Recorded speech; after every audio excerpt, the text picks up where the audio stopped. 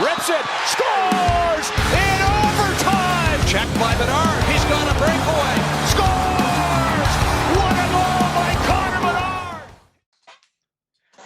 Absolute cinema. Justin Lynch, Bhawkmemes, back for another video. Today I wanted to discuss the Blackhawks young core that has been assembled by Kyle Davidson and project the future cores of these players, particularly the U23 core. This is inspired by The Athletic. The Athletic recently did a ranking of all 32 teams, in terms of the under 23 players in the NHL. And they also did a ranking for each team, which I thought was very interesting. Corey Prodman did this ranking, and he had a few interesting calls there at the Blackhawks. For instance, he had Nick Lardis ranked as a 16th best Blackhawks U23 player, which I thought was pretty insane. But I don't even want to get into it. Like, you could go check it out for yourself. Like, I'm not even going to entertain his list because I just think it's so wrong in pretty much every way. I'm not surprised. I mean, I've seen his Blackhawks rankings before. I mean, 2 years ago, I recall he had Frank Nazar listed as the 14th best Blackhawks prospect. So I'm not surprised to see his Blackhawks puck knowledge still isn't there. To be fair, like, when you're covering 32 NHL teams, like, I get it. Like, you're not going to have that same, knowledge base of all 32 teams.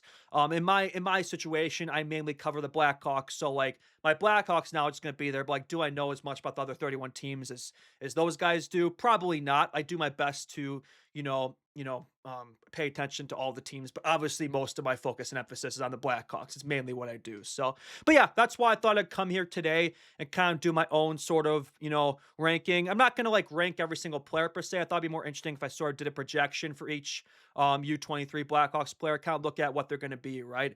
Is this player going to be a star player? Are they going to be, it's just sort of a solid middle of the lineup guy?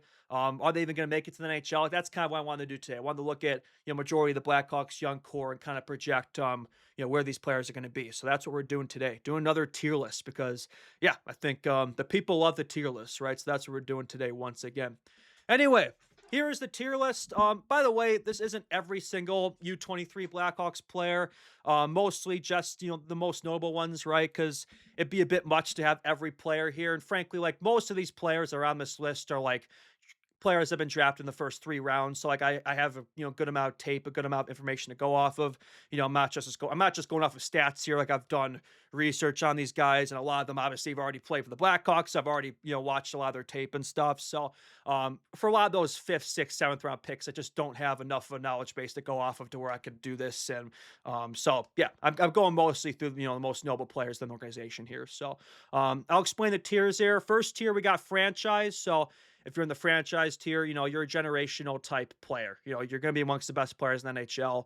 Not just the best player for this team, but like one of the best players in the league. So the star elite tier, a lot of these are pretty self-explanatory for this one. Yeah, you're going to be a star NHL player, top player. If you're a forward, that means you're probably going to be like a top 6 forward, first 2 lines, power play, stuff like that. If you're a defenseman, it means you're, top 4, top pairing defenseman on the penalty kill, etc. Solid piece means you're an everyday player. You're an everyday NHL player. Once you graduated from the minors year to the NHL, like, you're going to stick to the NHL. That's where you're going to play out your career. So solid piece means you're going to be a solid NHL player, right? Maybe not a star player, but just a very good, solid, superb player. Borderline pro means, it's not clear if you're going to be an everyday NHL player. If you're in this tier, you're probably bouncing around between NHL, AHL. Maybe you start your career in the NHL, but then you eventually find your way overseas. So it's borderline here. You might make it, you might not. And then not an NHL player means you can be pretty confident you're probably not going to reach the big leagues. It's probably going to be, if you're in the Blackhawks system, probably in Rockford, Indy Fuel, or just overseas in Europe for a lot of these players. So yeah, getting into it here. First up is Connor Bedard, Bedsy, Pookie. Yeah, I mean, there should be no deliberation here. Bedard is a franchise player. I know some people would have Bedard in the star elite tier, which, I mean, right now, like, Bedard, I would say, is in this tier. I don't think he's become that franchise player yet. But still, first overall draft pick, one of the best prospects this game has seen. And based off what I've seen his first 3 years, there's no reason for me to think that he won't be a franchise generational player down the line.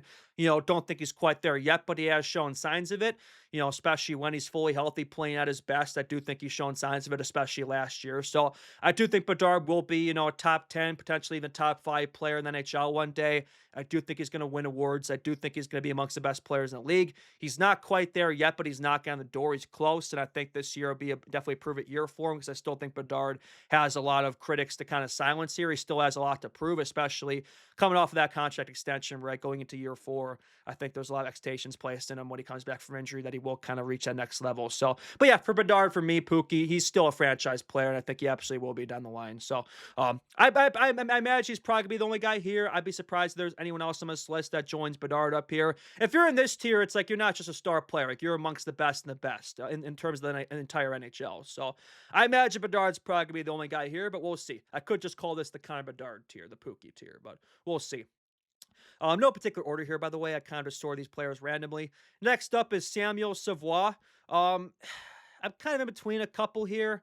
Savoie does provide some features. He's physical, like he's not going to produce a ton, not a lot of skill per se, but he is a physical player. So I could see him maybe being, a potential 4 flying penalty kill guy. So I do think there could be a place for him there. So, yeah, I think. But with that being said, though, I don't know if I've seen enough in his Rockford stint to suggest that he'll graduate for sure. He might just be a career minor league AHL guy. I'm gonna put him here for now. I do think Savoie you could put him in borderline pro, but for me, I haven't seen enough from him, these first few years or so to suggest that. For me, he's most likely going to be a minor league player. Physical player, but I don't think he really provides enough beyond the physical game to be an everyday guy. So yeah, for me, probably an AHL minor league guy. So Savoie is down here. Next up is AJ Spellacy. A lot of these Blackhawks, a lot of these like younger players don't have Blackhawks headshots, so I kind of said to pick random pitchers. So I'll call out all these players, so you know who I'm referring to. But yeah, AJ Spellacy here. I would put Spellacy in borderline. I do think I'll put him a tier ahead of Savoie. I feel a bit more confident in Spellacy. Another sort of mid-round pick there. I think Spellacy, for me, like, it's not just the fact that he provides physicality. For me, he provides more beyond that. He's also very fast, a very quick skater. For me, he looked very impressive in the World Juniors for Team USA. Could be a penalty kill guy, right? So for Spellacy, I think there's more to his game beyond just being a physical, tough player. Could provide hits. I do think he provides energy. I do think there's some skill there. Maybe the finish isn't there, but I do think Spellacy, has the tools to be an NHL player. It's far from a guarantee, though. That's why I'm not going to put him up here, as I still think he has a lot to prove there. Of course, he's just played juniors to this point. We haven't seen him with Ice Hogs yet. So this year, the fact that he's going to be playing with Rockford, like, they'll answer a lot of questions here. He'll answer a lot of questions of whether he can kind of take that next jump and eventually be an NHL player down the line. Of course, I think that player is years away. Spellacy is definitely a project, another kind of, football hockey player, that's now, of course, focused fully on hockey. So I do think if he made the NHL, he'd definitely be an X-factor guy because he does have that size, in his game as well. Hawks don't have a ton of that right now. So Spellacy can make it one day. That'd be a great physical player, the bottom 6 for the Hawks. So, but yeah, for now, though, I think, the stats haven't quite been there yet. So I'm going to put him at borderline pro. Next up is Anton Frundesi. I'm going to put Frundell in the star/elite tier.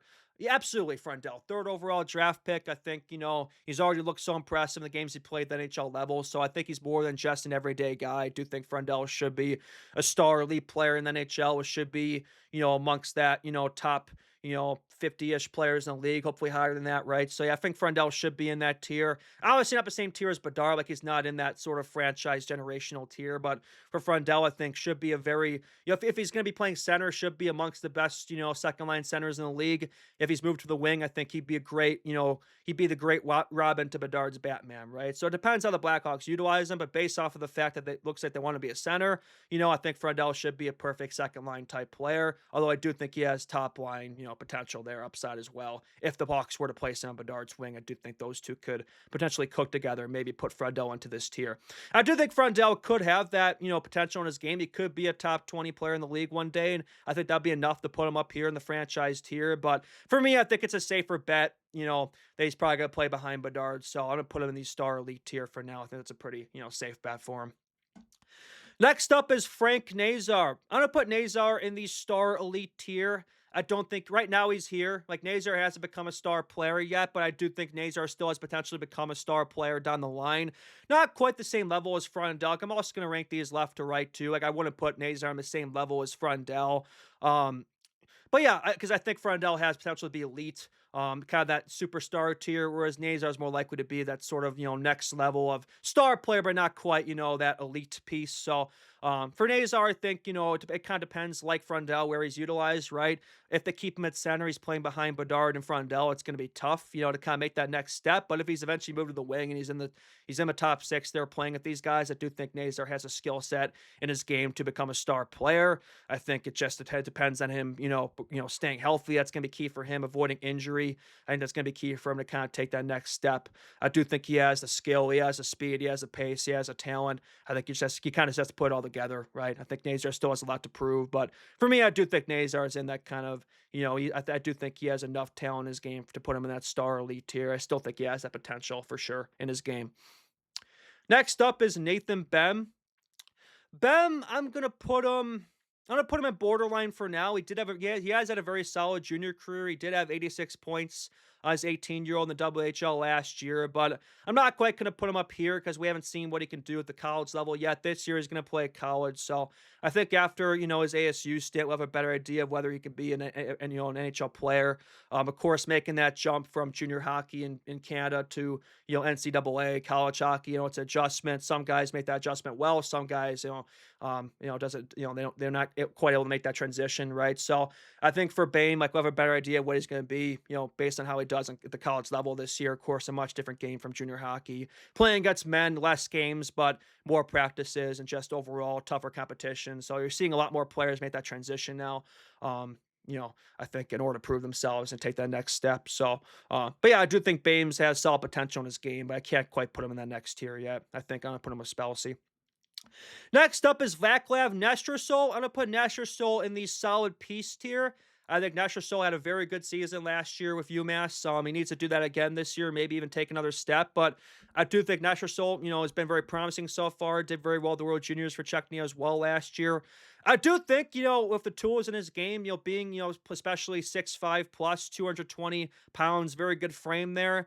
Very good puck protection, smart player, good net front as well. Good power play bumper guy. So I think he could be a guy that could be in this tier, first round draft pick as well, 25th overall pick in 2025. So I think Nashville could be a star player, but we haven't seen him at the NHL level yet. We haven't seen him even at the next level in terms of AHL either. So for Nashville, I think we need to see what he does at the pro level. Like, I can't quite put him there yet. But based off of what he's done at the college level, USHL level so far, I think he should be a solid piece. If you're a first round pick, you should be at least an everyday guy. It doesn't mean you're going to be a star player, but if you're a first round pick, you should be an everyday guy. And if you're not, then that's obviously that was a miss of a pick. So, but I do think of Nestor Stoll, based off of his frame, based off of what he provides to the game, I do think he should be an everyday guy. Will he be a star though? I don't think I've seen enough yet to confirm that. Next up is Roman Kantsarov. I'm going to kind of contradict myself a bit here. I'm going to put Kantsarov in the star tier. Of course, Kantsarov hasn't played an NHL game yet, so for that reason, you would say, oh, he hasn't proven himself. He should be in this tier. But I just think with Kantsarov, the fact that he's put up historic rates of production in the KHL, the likes of which we haven't seen, since the likes of Kirill Kaprizov, outproducing the likes of Ivan Demidov. Like, I think in terms of what he did at the KHL level, like, I think Kantsarov for me absolutely has that star potential, especially if he's playing. He's going to be playing with these guys. He's going to be playing with Bedard, Frundell, Nazar. I think Kantsarov will see if he's able to make that transition from the KHL to the NHL. That's going to be key for him. It's obviously far from a guarantee that he does that, but I do think for Kantsarov, I've seen he's performed too well at the KHL level. 60 plus point production. I mean, he's matched the production of Artemi Panarin at a much younger age. I mean, Panarin was an undrafted player, played the KHL for many years when he had that type of production. I mean, Kantsarov had 60-plus point production, being, considerably younger than Panarin was when he did it in 2015. Of course, Panarin went on to win the Calder Trophy, and, of course, the connection he developed with Patrick Kane. So we'll see if Kantsarov is able to repeat history, maybe develop that same type of chemistry with Patrick Kane. Of course, a much older Kane now. But no, Kantsarov, second-round pick, of course, probably should have been a first-round pick. Another gem of a pick in 2023. I do think he has star elite potential. I think this year we'll kind of learn whether that's true or not, or whether he's legit. But I would put him in that same tier with Frundell and Nazar. Yeah. Next up is Mason West. He's borderline, I think, with Spelsy, another, hockey football player here. He's played both for Mason West, definitely like another, project player here for sure. Either he makes the NHL level or he just doesn't play a game. Like it feels like it's definitely he's a dictionary definition for me of a borderline player. Of course, to this point, a lot of his focus has been on football. Last year, he won a high school state championship with Edina, Minnesota. So now that his full focus is on hockey, and he's eventually gonna make that jump to MSU as well, at Michigan State. Like I think he'll learn a lot about his game and whether he can kind of make that step, right? It'd be great if he could. Of course, 6'5", similar frame, 220 plus, similar frame as Spellacy. Like he's got good size. He could definitely provide some of that grit sandpaper in the bottom six if he projects. But is there enough skill there? Is there enough, kind of in his arsenal to kind of make that jump? Because you can't just be a physical player nowadays. Like you have to provide more to the game beyond that. If you're that type of player, you have to provide some type of, production, some type of skill to line up as well. So that's gonna be a question of Mason West. Can he make that transition right? From the junior ranks to the college ranks and eventually the pro ranks. He could just be kind of a minor league guy. So we'll see with him, right? I'm gonna put him at borderline, but he was a first round pick. He was a first round pick, just about 29, 25, just a few spots behind Nasher Soul. But I definitely think Nasher Soul is a much more of a sure thing than West at this point. Next up is Mustard, John Mustard. I'm also going to put John Mustard in the borderline pro tier. I put him next to Nathan Bem. In fact, I'm going to put these guys ahead of West for now. I think that makes sense. And I'll put Spellacy at the top of this tier. But yeah, I think Mustard in the middle makes sense. But yeah, I think John Mustard, he's had a solid college career to this point. His production's not terribly far off of what Ryan Green's was at the college level at this point. But the thing is, like, the Hawks have a billion, type of players like that. They have a lot of these middle six type pieces. So is there going to be a spot for Mustard in this Hawks rotation? We'll see. But if there's not a spot at the Blackhawks, there could be a spot elsewhere. Look at these guys as well. Not all these guys, might work out in the Blackhawks system, but they could work out in other systems. There's 31 other NHL teams to work with. So if they don't project here, they could project elsewhere. But yeah, if Mustard, I think, another mid-round draft pick as well. So I do think he's a guy that should at least be borderline. I think he has a chance, but I haven't seen enough from him to suggest that he absolutely will be a pro player. So I think borderline. Next up is Ryan Green. I think I'd put Green at the top of solid piece tier. I think, Ryan Green's the definition of just solid player. Like, he's not going to be like a star elite player. He's not going to put up crazy stats or numbers, but Green's just such a versatile Swiss Army knife type player. So smart. Just a player that just doesn't make mistakes out there. Always seems to make the right play. Just, perfect player for a coach as well that you could trust in pretty much any in-game situation. Any moment in game you could trust Ryan Green out there. He's not going to hurt you out there. So yeah, for Ryan Green, I think solid piece, another mid-round draft pick. I do think he should be a solid, middle six utility guy for this team for many years. So I think Green for sure, solid guy. Yeah. Next up is Xavier Villeneuve. He's a tricky one. Villeneuve's a hard one to project because he can be a star player or maybe just doesn't even make it, right? Like, he's definitely the definition of a boom bust type prospect type draft pick. So I do think for me, like, he's either up here or he's down here. So I'm going to put him in the middle. I'll put Villeneuve in the middle in the solid piece tier with Vaclav Nestor. I do think if Villeneuve, projects to his ceiling, which, elite prospects, those guys, think he has amongst the highest ceilings of his draft class in terms of his skating ability, in terms of his offensive ceiling as a creative defenseman, in terms of his, creative abilities. So I do think with Villeneuve, he can be a star player, but he's also very undersized. He also, not the best defensively, even though he's a defenseman. Like, he's definitely an offensive D-man to where he does make a lot of turnovers. He does make a lot of mistakes. So yeah, for Villeneuve as well, not the biggest frame as well. So there's some question marks there, but yeah, with Villeneuve, I think he's going the college route. So I think, BU should be good for him, should be good for his development. It's done very good for defensemen like him, similar to his projection, like Lane Hudson. There are a lot of question marks around the Hudson brothers, Lane and Cole Hudson, and Villeneuve has had some comps to the Hudson brothers. So if Villeneuve can have that same type of developmental track, I think, definitely could be a guy that projects nicely and could be that type of, top four defensive for the Blackhawks down the line. It could be in this tier. But for me, though, we haven't seen him make that jump yet. We were just going off of his junior career to this point. So for me right now, I think I got to put him in solid just to be safe. Next up is Adam Gajan. I think borderline for me. I think Gajan could be a backup goalie. I don't think he'd be anything more than that. Like, I don't think he'd be, a starter per se, but I do think Gajan could be, sort of backup, maybe fringe starter. Or he could just be a minor league guy. He might just be a minor league starter, maybe European, player. I don't think I've seen enough for him to say for sure that he will be an everyday NHL goalie. Goalies are hard to project. Like, a lot of these are guesses, if we're going to be honest here, right? And goalies definitely hard ones to project. They're definitely very, unpredictable. So yeah, for Guyan, it could be up here, it could be down here. It's hard to say. So I'll put him in the middle borderline.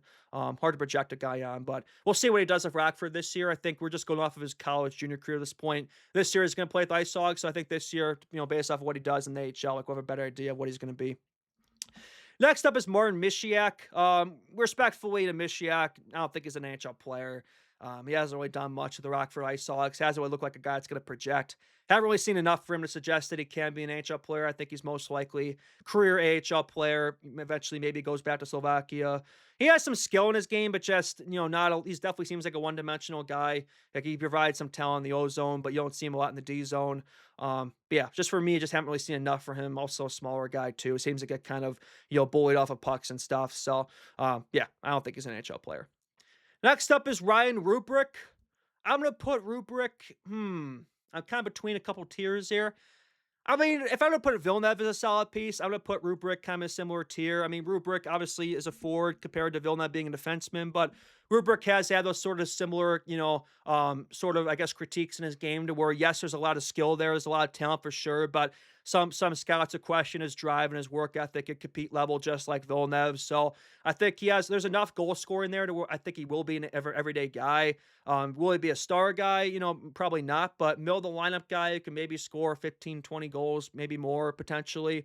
I think he's got enough. I think his shot's very good. I think he has enough offensive traits to where he should be an everyday guy, but maybe not quite reach that next level. But yeah, I think with Villeneuve, I think, this is probably a safe spot to put him for now. I think both these guys have star potential, but I think, we're just going off of junior stats right now, the junior games. So I don't think we could say, if these guys so far, they also dropped too. Both these guys going to the year were expected to be first round picks, and they dropped to the second round. So that could play the Blackhawks benefit, or maybe there's a reason they dropped, right? So I think, solid pieces, I think, are fair spots to put them for now. I think there could be guys that project up here, or there could be guys that just don't make it. So I think this is a pretty solid middle ground spot to put them. Next up is Sasha Boisvert. I'm going to put Boisvert in the solid piece tier. Of course, Boisvert's already played NHL games. He played 7 last year. He's all right, but definitely looked like a player that needs some seasoning with Rockford. So he's going to get that this year. I'd imagine this year spends pretty much most of the year at Rockford. Maybe he gets games to Chicago, but I think it'd be better for him this year if he was, full-time with the Ice Hogs. I think that'd be very good for his development. I do think he needs some games at the low level.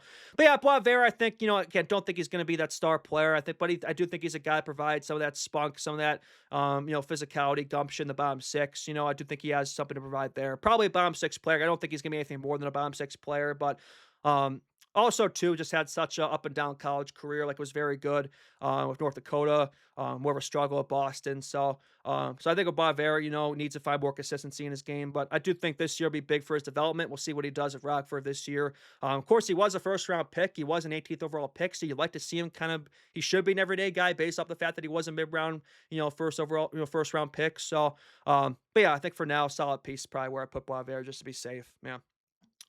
Next up is Merrick Van Acker. I'm going to put Van Acker in the Boisvert tier. Van Acker also a first-round pick. He was selected 27th overall by the Blackhawks in the 24 draft, same as Boisvert. Van Acker did lead the OHL in goals last year. He tied with former Blackhawks prospect Jack Pridham there. Of course, Pridham is now in the Lightning organization. But yeah, Van Acker did score 47 goals with Brantford last year.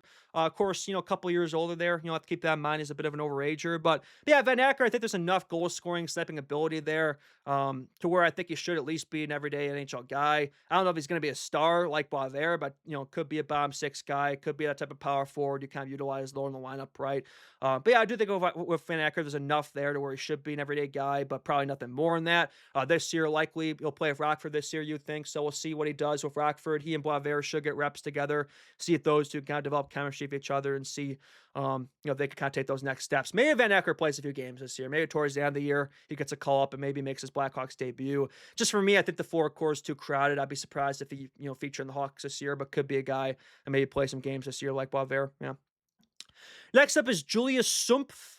I think Sumpf probably borderline. I don't really know a ton about him, but I know he played with Providence this year. He's a bit older there, 21, but I think he was a 2025 pick. So Some if I look at his numbers, they were decent.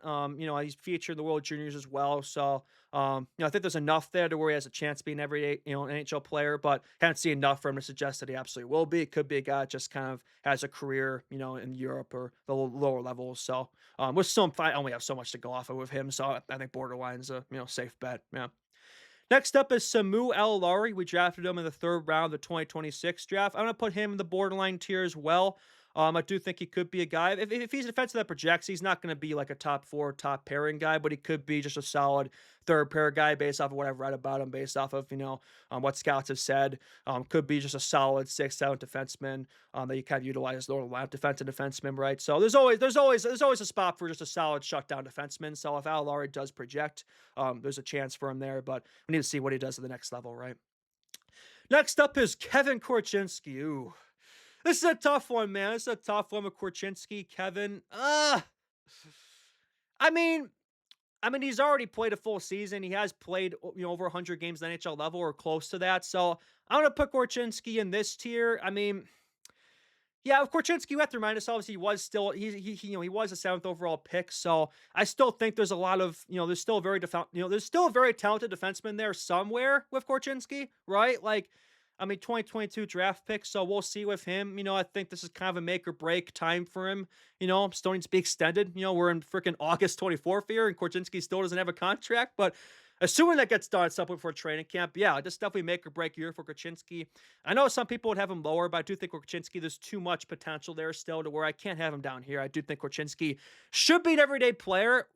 Does it happen in Chicago there? I don't know. That's the thing, Korchinski. I'm not sure if he has become that defenseman. I'm not sure it's going to happen here, to be honest with you. Just of all the young defensemen we have back there, I think he's had a lot of time here to develop, especially with Ice Hogs the past couple of years, and just haven't seen him make enough steps and enough jumps in his game. It just hasn't happened yet with him. So it could still happen. I'm not saying it can't with him. I do think he has some offensive tools, good skater, can be a power play quarterback type of guy, maybe. But yeah, I don't think he's ever going to be the defenseman that we thought we got, at the seventh pick of 2022. I don't think he's ever going to be that star player. But with that being said, I do think there's enough there to where he should be an everyday guy somewhere, whether that's here or somewhere else. We'll see, of course. Next up is EDM. I'm going to put EDM in the borderline tier. So for me, with Domasho, me personally, I know he's already played a good chunk of NHL games, but for me, he's either going to be a top pair defenseman in the AHL, or he's going to be like a seventh defenseman, who's probably scratched on the bench a lot. He is a decent defensive player, but for me, I haven't seen him, make enough, steps, show enough growth, in a short Blackhawks stint so far to suggest that he's going to be an everyday guy. I don't think he has the same level of potential ceiling as a Kevin does. So yeah, with Domasho, I think borderline's probably where I put him. I think, best case, maybe he's a 6-7 defenseman, but most likely I think he's probably a minor league player. Yeah, just not, hasn't really shown me enough at this point. Next up is Artie Party Lepshinov. I do think Artie Party is up here, star elite player. I know he hasn't shown that so far. I know it's been, a bit of a rocky road so far, but with Lepshinov, he's still so young. We have to remind ourselves that 20 years old, going to turn 21 this year. Also have to remind ourselves this is a second overall pick, man. Many scouts said that he should be, amongst maybe the best, defenseman of his 2024 draft class. So he's got a long way to go. He has to show a lot of improvement. I think it's a big year for Artie to start showing that, right? But yeah, with Lepshinov, I know he's put in a big offseason, so we'll see if that pays off for him this year. Of course, still a very raw prospect. Still a lot for him to kind of learn and grow. I think this will be a big year for him to kind of keep developing, especially behind Bowen Byram could be a guy that he learns a lot from. But yeah, if Artie, I still think, I'm not sure he's going to be like a Norris level defenseman, if he hits, but can Artie be, a solid, number two guy in your first pair? Can he be that kind of complimentary guy in the first pair? I think he can be. Not sure he's ever going to be like that number one D-man, but I think it could be a solid number two, though, which, I think that'd be a solid outcome for Artie. So, but yeah, Artie, I think, it's too early to say. I think it's too early to really judge with him. I still think, a long way to go there with him. So, but yeah, I would still say I think he has star elite potential. Yeah. Next up is Sam Rinzel. I'm in between a couple tiers here. I'm going to put Rinzel with Artie. Yeah, I think Rinzel, maybe more likely down here, but I do think Rinzel still has star potential. Maybe he's more likely a second pair guy, just solid second pair guy. But I do think Rinzel can be a guy, maybe quarterbacks the power play down the line. He does have a lot of offensive traits in his game, very skilled player. can absolutely break out this year. It didn't happen last year. It didn't have that season people thought last year, but I still think that, that defenseman's in there somewhere. Another 2022 draft pick, first round pick as well, just like Korchinski, although he was picked 25, Korch was picked 7. So I have more faith in Rinzel to this point than Korchinski. For me, he's shown a bit more. I think there's been a bit more evidence in Rinzel that he can be the defenseman compared to Korchinski. So, yeah, so with Rinzel, I'll put him in this tier with Artie. Maybe not, quite the same level as Artie, but I do have him in the same tier here. Yeah. Next up is Paul Lebwinski. Yeah, I don't think he's an NHL player. Lebwinski, I know he's been played with injuries, hasn't played a lot. So he was a second-round pick, but even when he has played, hasn't really shown a lot at the AHL level. So I don't think he's going to be an NHL player, probably a minor league guy. Kevin Hayes as well. Yeah, another guy. Don't think he's an NHL player, Rockford Ice Hogs player. Maybe he could be a guy that, on the bench, maybe gets a few games at some point, but I think most likely he's probably going to spend his career in the minors. So solid AHL guy, but nothing more than that. Next up is Nick Lardis. Ooh, it's a tough one. Lardy party. You know what? Yeah, I'm gonna put Lardy. I'm gonna put Lardy up here. Yeah, I'm gonna put Lardy in the star/elite tier. So right now, Lardis is down here, right?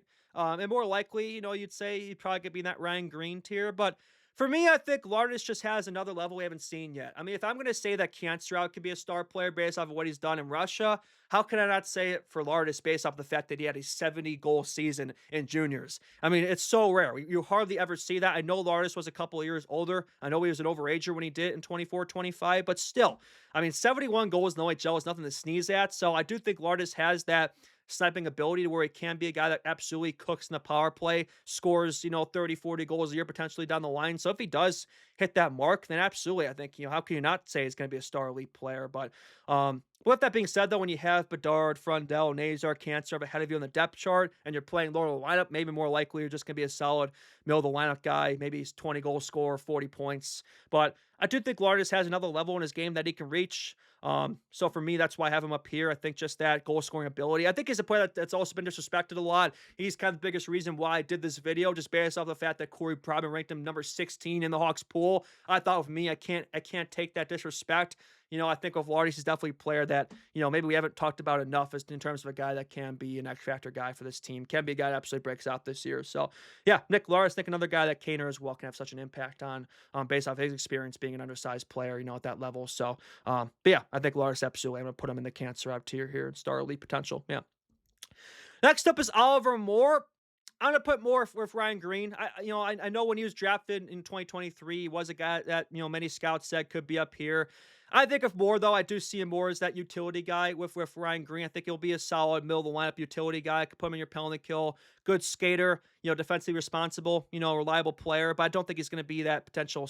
He could have that ability, based on the fact that he's a really good skater. If he works on his puck control a bit, works on his finishing, shoots the puck more. I think Moore could be a stud player. He does have he does have that skill set in his game, but for me, with Moore, I think it's a safer bet to say I'll probably be in that Ryan Green tier. Haven't seen the production yet with him. I think this year he's gonna be big for him, but for me, I think more of a middle of the lineup guy. I think probably third line player, third line center, PK guy.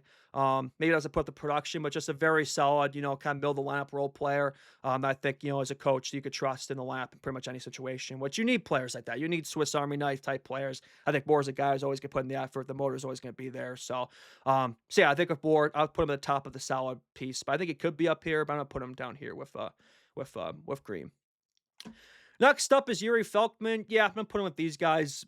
Not an NHL player. I mean, probably a minor league guy, maybe borderline, but yeah, I think most likely European player with Felkman. So, but anyway, that's it. To recap this list, I got Bedsy and franchise. I got Frundell, Nazar, Kantsarov, Lardis, Artie, and Rinzel and star/elite. I got Moore, Green, Villeneuve, Rubric, Neshersol, Boisvert, Van Acker, Korchinski, and Solid. I got Dalmastro, Spelisi, Bem, Mustard, West, Sumpf, Alalari, Guyan, and Borderline. Then I got Mishiak, Lebwinski, Hayes, Savoie, Felkman, and not an NHL player. So anyway, that's all I got for this one. Thank you all so much for watching this video. This is Justin Lynch. Bhawkmemes out. If you liked the video, feel free to like it, subscribe to the channel, more content. Feel free to hype the video on YouTube. Feel free to comment your thoughts, reactions down below, and feel free to share this video with fellow Blackhawks, NHL hockey fans in your life. All right, so I got this one. Justin Lynch, Bhawkmemes out, and I'll see you on the next one, baby. Bye-bye. Absolute cinema. Boop.